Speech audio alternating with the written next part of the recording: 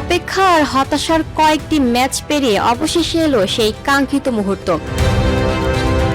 FC থুন নিজেদের match না খেলেই নিশ্চিত করল সুইস সুপার লিগের শিরোপা। তাদের নিকটতম প্রতিদ্বন্দ্বী সেন্ট গ্যালেন ঘরের মাঠে ৩-০ গোলে হেরে যায় সিউনের কাছে। এই জয়ে ১১ পয়েন্টের অপ্রতিরোধ্য ব্যবধানে ৩ ম্যাচ বাকি থাকতেই চ্যাম্পিয়ন হল থুন। অথচ গল্পটা আরও অবিশ্বাস্য, মাত্র ১ মৌসুম আগেও তারা খেলছিল দ্বিতীয় বিভাগে। ৫ বছর পর শীর্ষ লিগে ফিরে সেই শিরোপা জেতা ইউরোপিয়ান ফুটবলে এক নতুন রূপকথার জন্ম দিয়েছে দলটি। ১৮৯৮ সালে প্রতিষ্ঠিত ক্লাবটির ১২৮ বছরের ইতিহাসে এটি প্রথম বড় শিরোপা। মৌসুমের শুরু থেকেই পয়েন্ট টেবিলের শীর্ষে থাকা থুন শেষ দিকে কিছুটা হোঁচট খায়। শেষ ৫ ম্যাচের ৪টিতে হার তাদের অপেক্ষা দীর্ঘ করেছিল।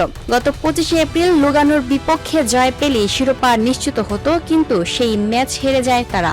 এরপর বাসেলের মাঠেও ৩-১ ব্যবধানে পরাজয় বরণ করতে হয়। তবু ভাগ্য শেষ পর্যন্ত হাসে থুনের পক্ষে।